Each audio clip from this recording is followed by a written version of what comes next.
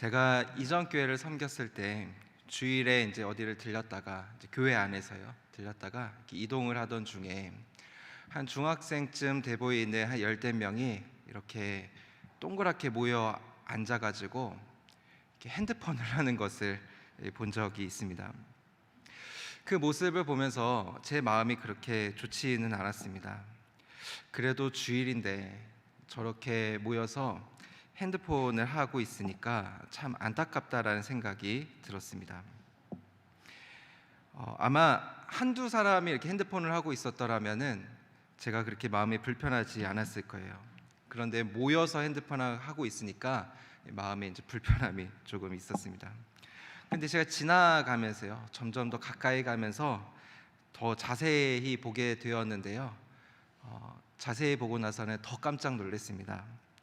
왜냐하면 이 친구들이 핸드폰을 하고 있었던 것이 아니라 모여가지고 기도를 하고 있었기 때문에 그랬어요.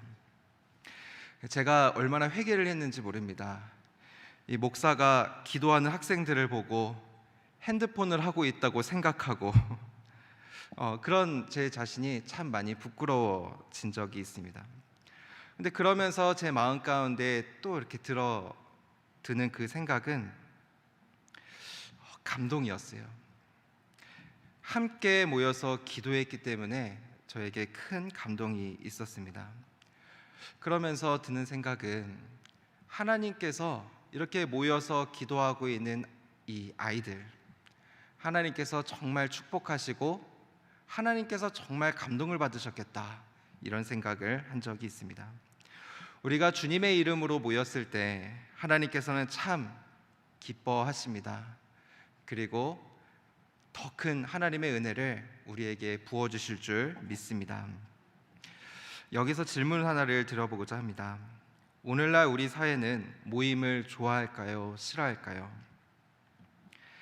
신건희 작가의 에세이 MZ세대의 순환기라는 책을 보면 오늘날은 공동체 이름으로 누군가와 연계하려고 하는 마음도 여력도 없다, 이렇게 말을 합니다. 그저 계층에 따른 차별적 기조를 유지할 뿐이라고 말을 합니다.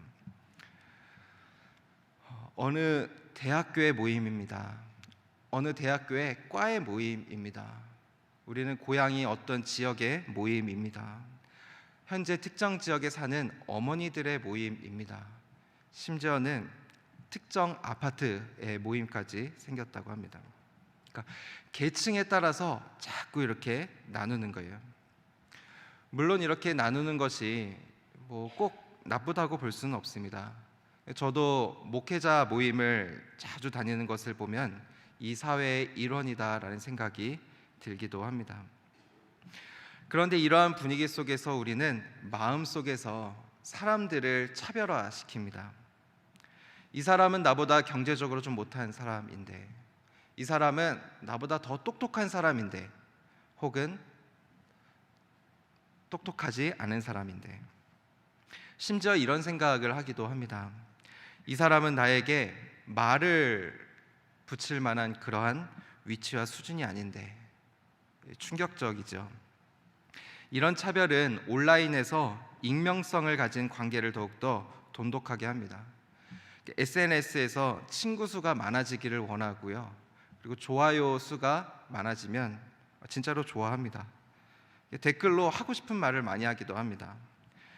그러니까 온라인에서 익명성 속에서 자신을 드러내고 인정받고 싶어 하는 그런 마음이 많은 것입니다.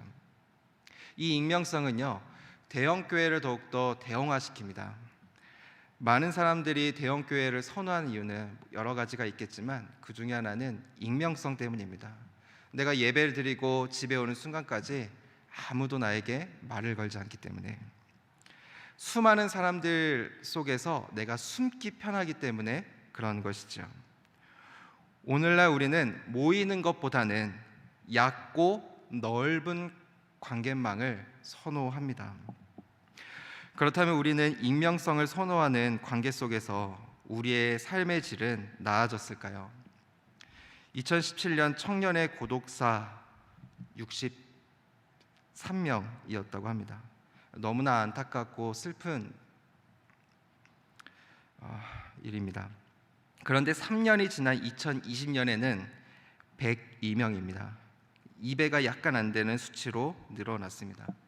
최근 뉴스 기사를 보면요, 2023년 자살 사망자 수가 전년 대비 6.7% 늘어났다. 이게 정말 가슴이 아픈데요. 더 가슴이 아픈 문구는 다음이었습니다. 특히 30대, 40대 남성 증가세가 두드러졌다. 우리는 심각한 상황 가운데 있습니다. 그렇다면 우리의 신앙은 나아졌을까요?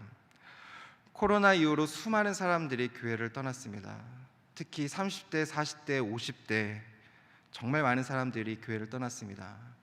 유튜브 컨텐츠 등 많은 것들이 개발이 되었지만 신앙은 더욱더 약해졌습니다. 왜 이렇게 무너졌는가? 그것은 공동체성이 없기 때문에 그렇습니다. 코로나 때도 그 영향을 적게 받은 교회들이 있었습니다.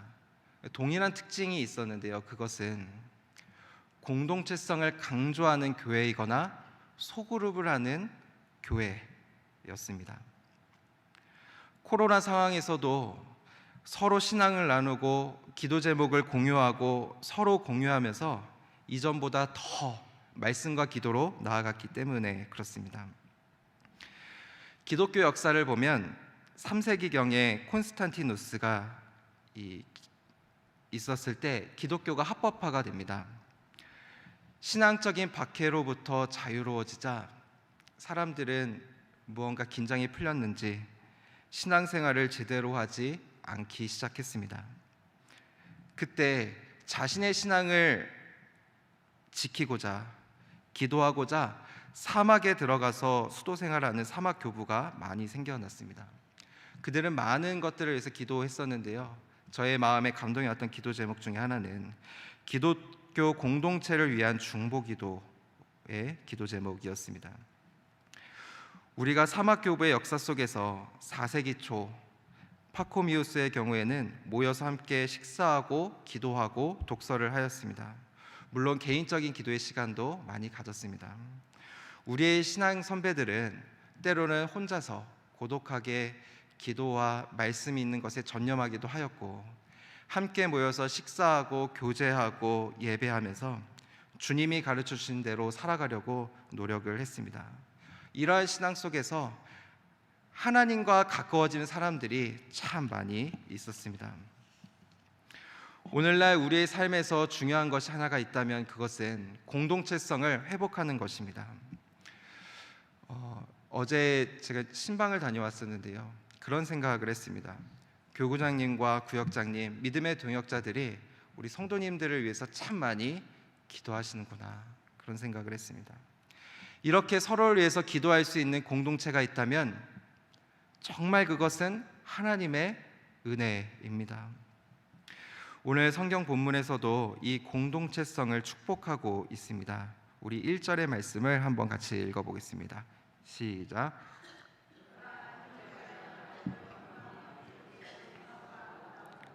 아멘. 말씀처럼 공동체를 이루며 살아가는 것은 선하고 아름다운 일입니다.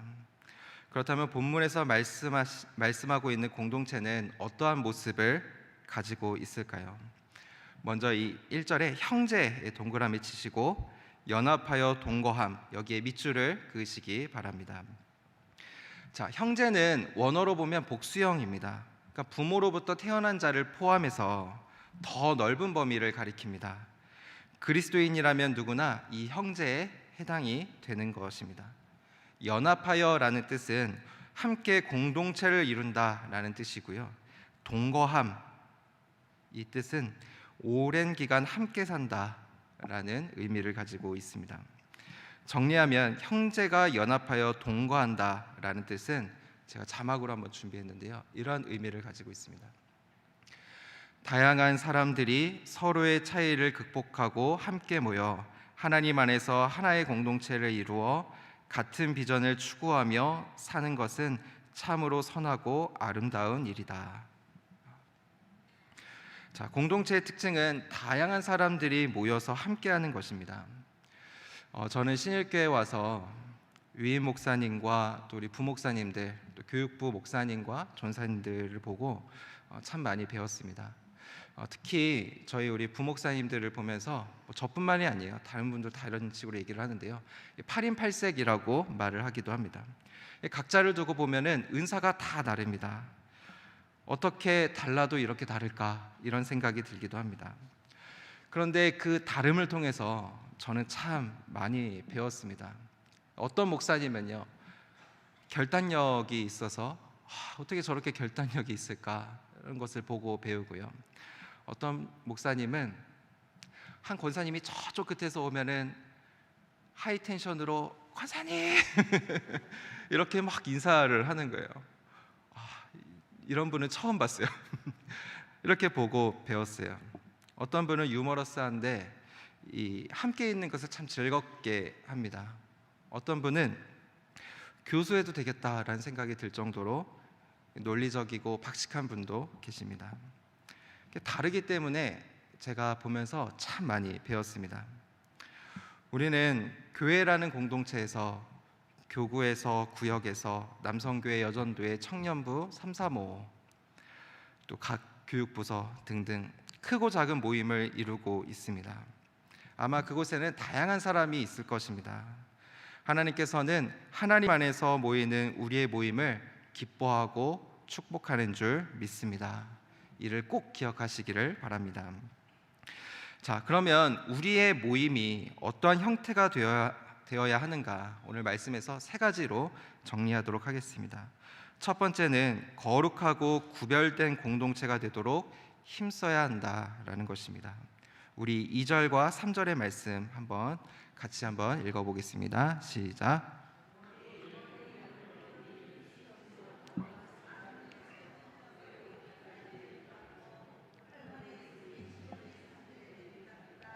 거기서 여호와께서 복을 명령하셨나니 곧 영생이로다. 아멘. 자, 머리에 있는 보배로운 기름이 아론의 수염에 흘러서 옷깃까지 내린 같다. 자, 보배로운 기름, 이것은 아무나 사용하지 못했습니다. 이 향유는 제사장 임직 시 기름을 붓는 일과 성소의 성물들을 구별하는 데에만 사용을 하였습니다. 그러니까 이런 의미에서 보았을 때 우리가 모이고 연합하는 것은 거룩한 것이라는 것을 의미하고 있습니다. 그러니까 우리가 모임에서 중요하게 여겨야 될 것은 먼저 말씀과 기도가 우선시 되어야 한다라는 것입니다. 말씀이 없다면 그것은 세상적인 모임이지 교회 모임이 아닌 것입니다.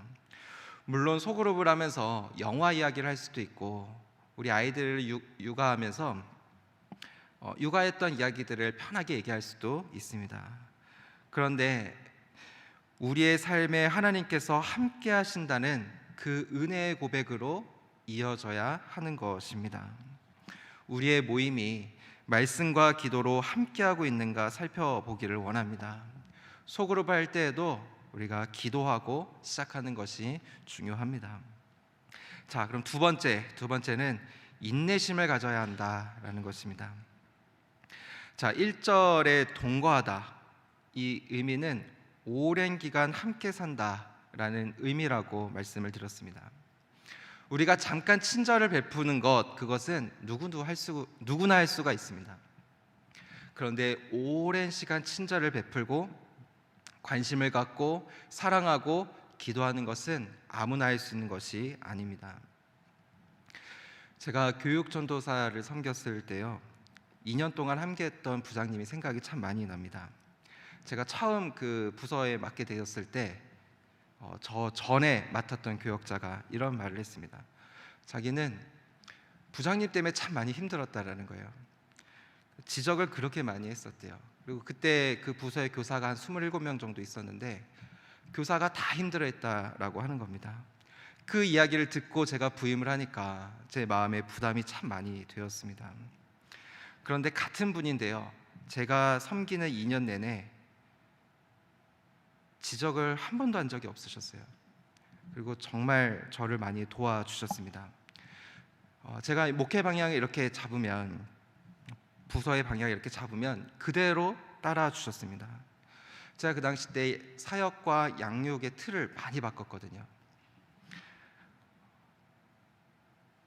사실 이렇게 변하기가 쉽지가 않습니다.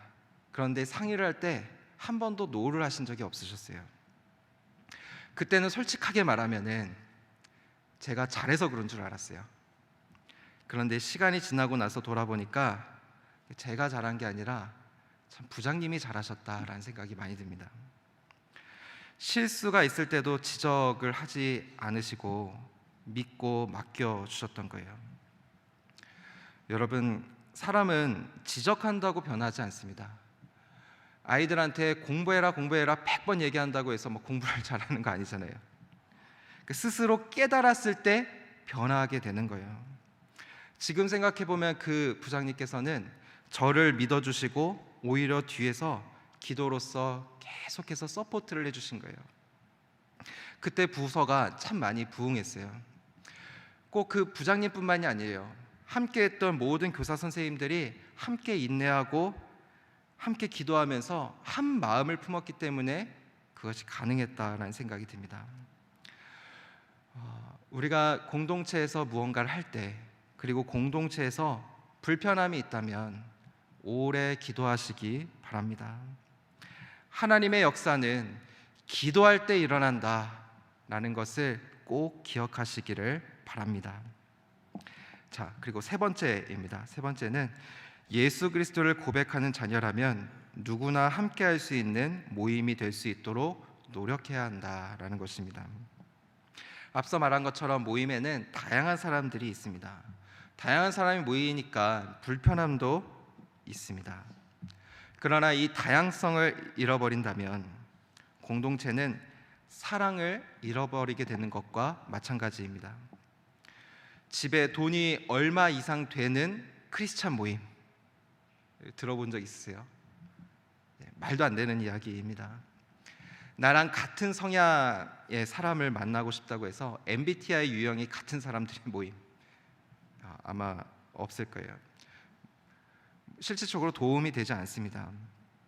다양한 사람들이 존재하기 때문에 보면서 내가 신앙적으로 배워야겠다 생각을 가지게 되는 거예요. 또한 신앙적으로 연약해진 분이 있다면 내가 저분을 위해서 내가 기도해야겠다 결단하며 나아가게 되는 거예요. 마음에 맞지 않다면 내가 조금 더 이해해 봐야겠지, 내가 조금 더 사랑해 봐야지, 그렇게 노력을 하는 거예요. 노력하다가 안 되면 하나님 이제는 안 됩니다, 사랑하는 마음조차도 하나님께서 주십시오, 저 사람은 하나님 앞에 올려드립니다, 이렇게 기도하는 거예요. 이러한 모습 속에서 우리는 신앙적인 성숙이 일어나게 됩니다. 그래서 우리는 하나님의 사랑을 배우고 하나님의 사랑을 나눠줄 수 있게 되는 것입니다. 그래서 하나님은 다양한 사람들을 우리 공동체로, 우리 신일교회로 부르신 것입니다. 음식 중에서요, 저는 이 비빔밥이 참 특별한 음식이라고 생각이 드는데요. 좀 배고프실 수도 있겠지만 다 드시고 오셨죠? 화면 한번 띄워주시면 비빔밥이에요. 특별한 음식이라는 생각이 듭니다. 자, 재료가 무엇이 들어갈까요? 밥, 계란, 오이, 당근, 상추, 애호박, 콩나물, 참기름, 고추장. 좀 사람마다 좀 다를 수도 있겠지만 여러 가지의 재료들이 들어갑니다.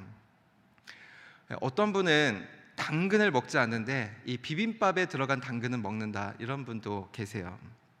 비빔밥을 이렇게 막 비비면요, 특별한 맛을 내기 때문에 그렇습니다. 공동체도 마찬가지입니다. 각 사람들이 다 은사가 다릅니다. 색깔이 달라요. 성격도 달라요. 자라 환경도 다 달라요. 신앙적 성격도 다릅니다.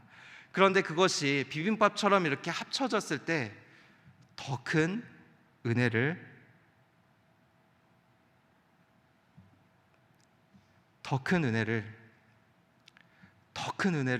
경험할 수 있게 되는 것입니다. 자, 오늘 본문에서 복이 축복의 기름과 생명의 이슬처럼 위에서부터 흘러내린다라고 말씀을 합니다. 공동체에 가면요, 시간도 써야 되고 에너지도 써야 되고 때로는 그것이 우리에게 부담이 될 때도 있습니다.